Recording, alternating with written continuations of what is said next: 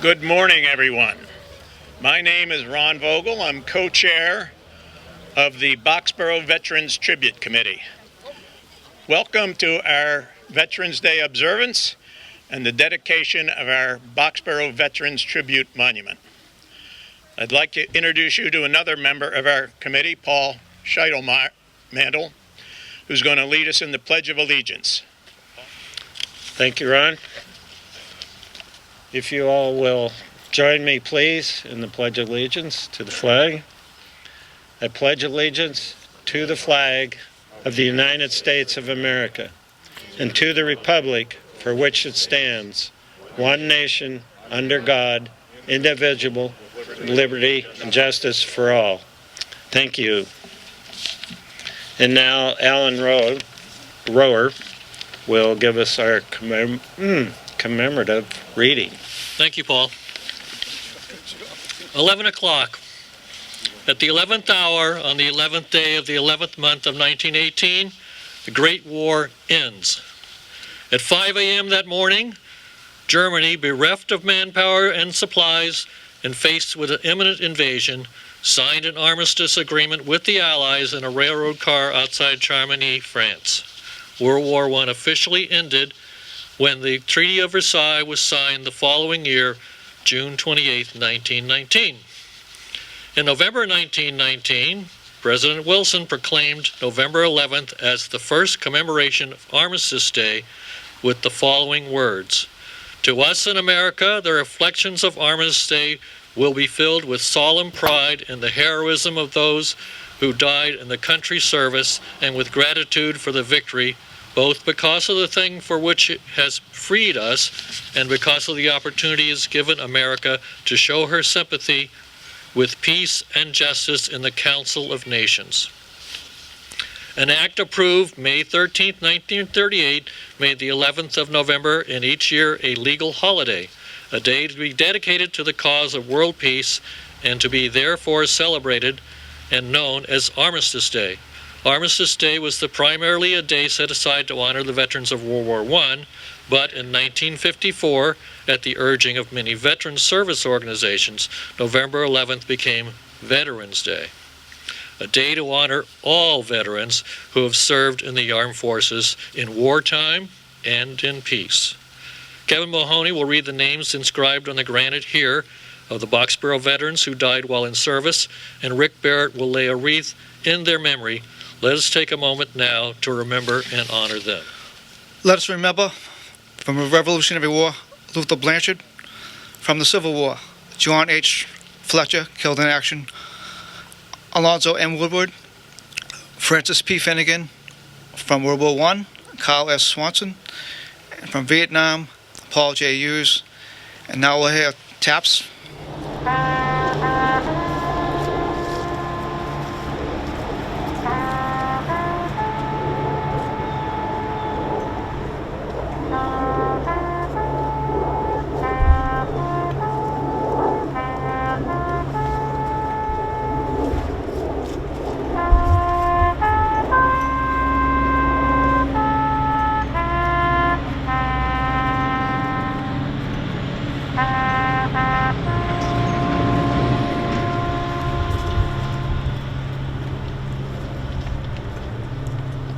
Thank you. While those who died are solemnly remembered, Veterans Day is largely intended to thank living veterans for their service. We are here to acknowledge that their contributions to our national security are appreciated, and to underscore the fact that all those who served, not only those who died, have sacrificed and done their duty. We would like to thank all veterans in attendance today, so please raise your hand if you're a veteran so we can recognize you.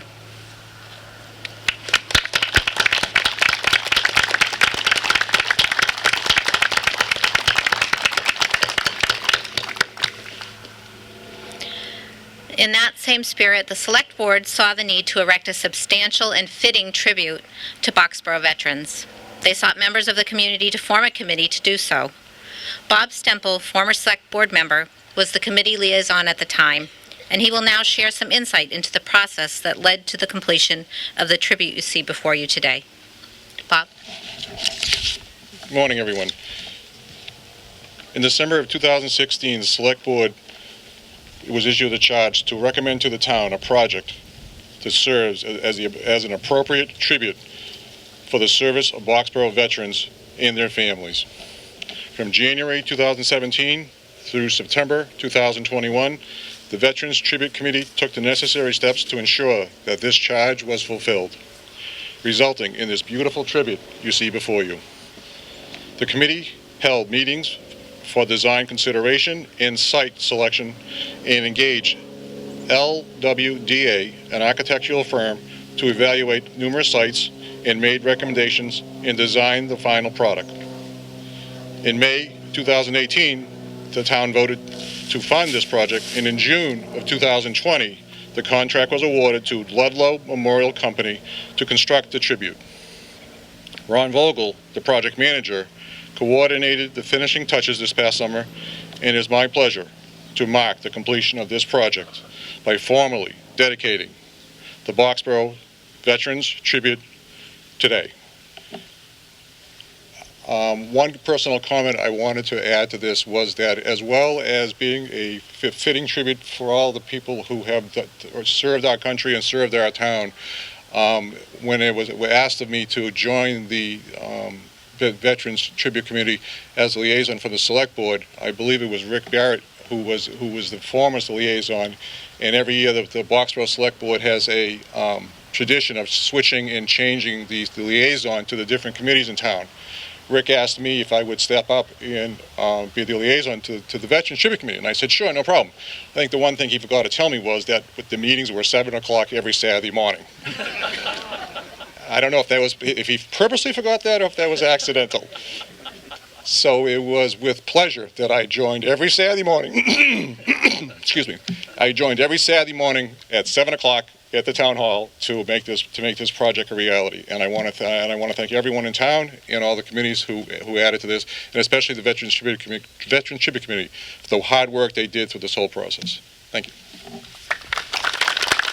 We'll now hear from Dan Cena, the state representative.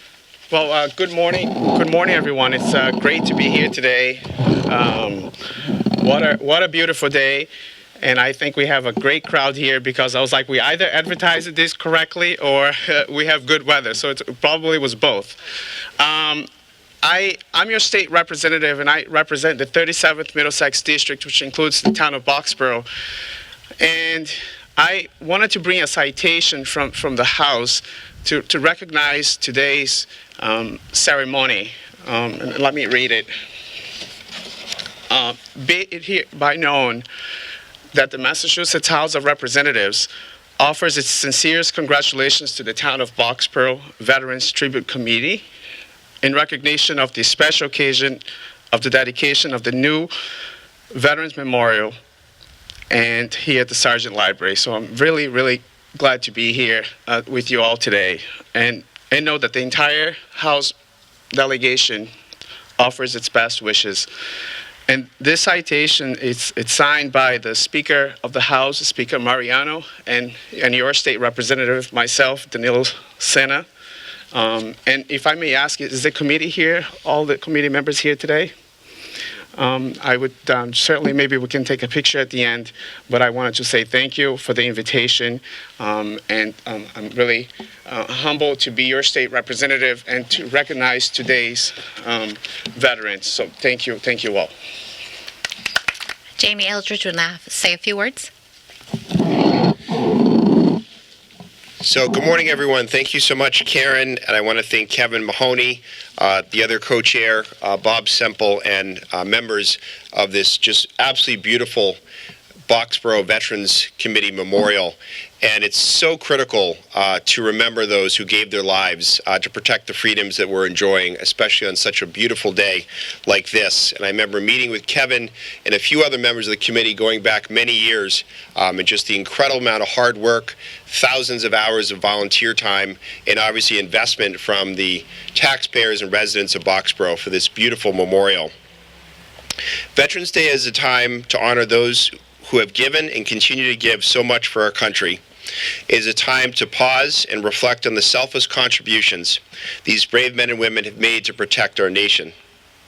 Boxborough residents in particular have responded to the call to defend our nation for hundreds of years, as we all know. Back in 1775, 21 men from Boxborough helped fight in the battles of Lexington and Concord, joining in with the companies from Acton and Littleton, of course, including Luther Blanchard. The military has also displayed enormous bravery during the pandemic. Upon enlistment, members of the military swear an oath to protect against all enemies, foreign and domestic. In Boston, we saw the military help protect us all against the threat of COVID-19 as over 200 active duty members of the Navy were deployed at the Heinz Convention Center to give out the life-saving vaccines. Now we have a responsibility to fight for our veterans as they have fought for us. I want to acknowledge all those that have enlisted, those who have served, and those who are serving now. It takes enormous courage and heart. It is a profound responsibility to serve in the U.S. military, and members of our military and their families carry that responsibility every day. So I want to give a special thanks here to Boxborough town officials, again, and the Veterans Committee, Veterans Memorial Committee, for this beautiful memorial, and I'm honored to be here with you and to serve Boxborough. Thank you so much. Well, hello again. I've got the honor of mentioning and thanking all those that donated and discounted their services or helped in any number of ways to make this monument a reality. I will request that any applause be held towards the end instead of after each name. First of all, the monument was primarily built with funds from the Community Preservation Act. So I want to thank Dennis Reap, the chairperson of the CPC, and the town residents who supported this fund. We received over $105,000 in CPA grants. Okay. Now, the CPA money was nice, but people like to see some other donations come in too. So I would like to thank Mitzi Garcia Wheel, who volunteered to be fundraising in this committee. I don't know why anybody would ever volunteer for fundraising, but she did. We raised an additional $17,000 from donations. Some large ones were from the Boxborough Minutemen and the Boxborough Grange. And then Mitzi also received a $15,000 grant from the State Historical Records Advisory Board. And if you know how difficult it is to submit papers for a grant, you can see that this is a big undertaking too. Funding at the town meeting came in two parts. The first was for $10,000 design/architecture services. And after considering proposals from 5 different applicants, we selected LWDA from Concord. Now, LWDA is very similar to our electric company, which is LEDL, I think, Littleton Electric Light Department. So if I ever heard somebody say LEDL instead of LWDA, I just kind of figured out what they were talking about. But Neil Emmer and Larry Passmore from the team of LWDA helped us select a location and design the structure you see today. As we drove around town looking at locations that would be best for this, I think it was Larry who drove up the driveway to the library because we were looking at sites up on top. And he drove up and said, "Oh, that's where it should go, right over there." And it does. It just blends in with this area right here. It gets a lot of traffic. So Neil and Larry were great to work with on this project. We enjoyed it. Very pleased with the design and how it fits in with the surroundings and seen by so many people on their way to the library. Once the recommendations of LWDA was to get a project manager for the project. In town, we had such a person who could fill this time-consuming position. Simon Bunyard, who had experience in this area, volunteered to fill this position. Simon taught us many aspects of running a project like this, and even after he left due to the declining health of his wife, those methods that he had started came in very useful as we continued on without him. So thank you very much to Simon. Part of the design process was deciding what we wanted the monument to say. And thanks to Hugh Fortmiller, who helped us with the wording on that far plaque right next to the World War II names. You know, it's always difficult to put in words what you want to say fairly briefly. And fortunately, Hugh was helping us to come up with just the right words on what we wanted to say. And afterwards, you can take a look at that plaque over there and read it. But it's basically thanking the veterans and their families for their service.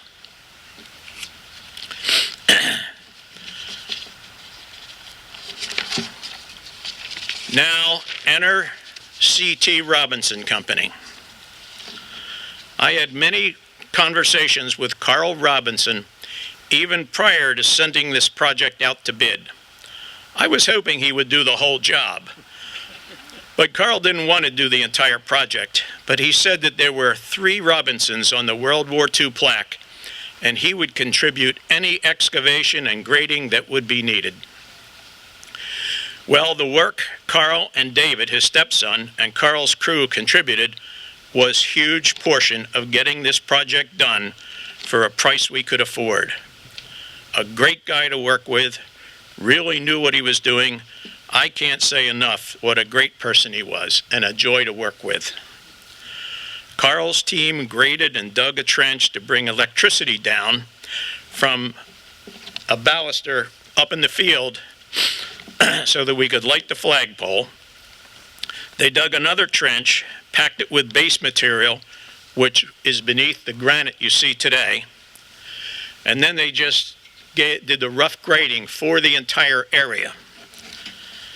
Contributing the materials needed for what Carl was doing was Bay State Waterworks donating drainage pipe, and Onyx Corporation and W.J. Graves donating fill and base material. And I think that Carl and David were just really good at getting other companies to donate materials for this project.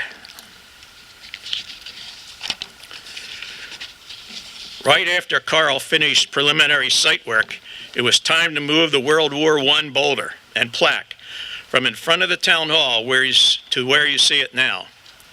And thanks to Astro Crane and Fillmore Trucking, who donated their services, the boulder was moved and placed in its new location. After a year of sitting, the boulder settled a bit, so David called in CBK Towing, who picked it up with their big tow truck and adjusted it to be more level.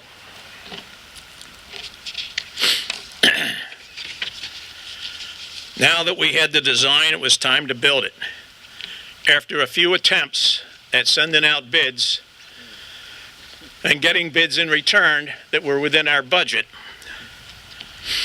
we selected Ludlow Memorial Company, or LMC for short. The team of Walter Trews, Suzanne Trews, and John Trews was a joy to work with and did great work as well. They were responsible for getting the granite, seeing that everything was engraved properly, ordering the plaques, embedding them in the granite, and purchasing and installing the flagpole.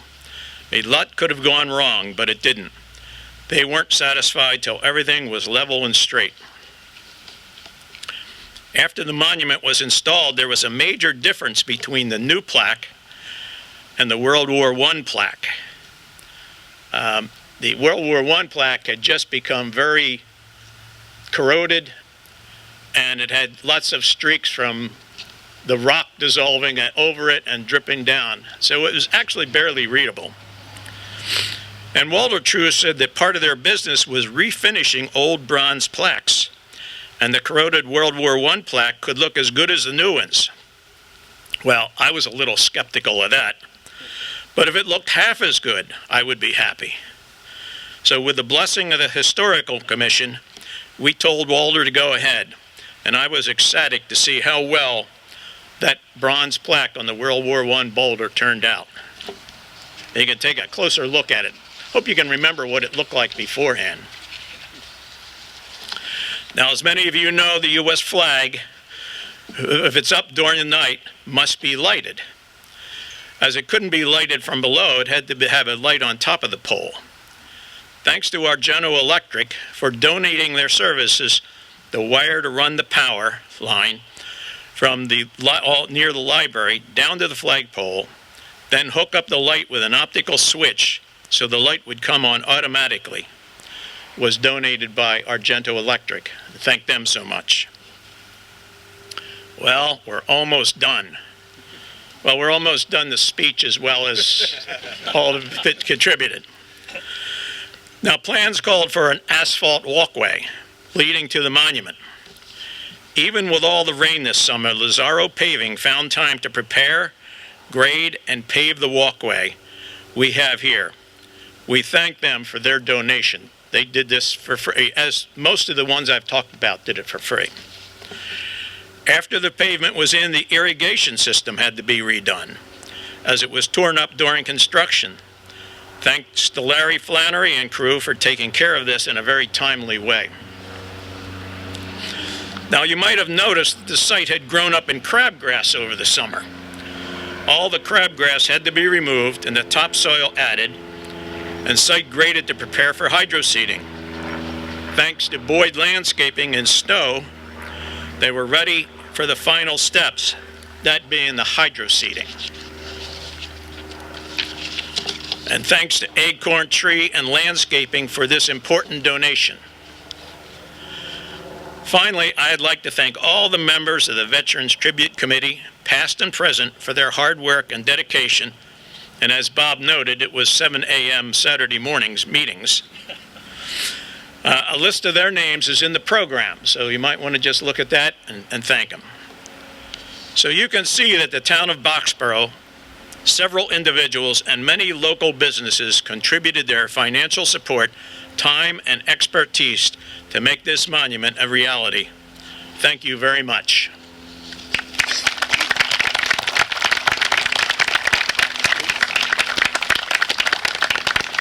That concludes our presentation for the day. Thanks for coming.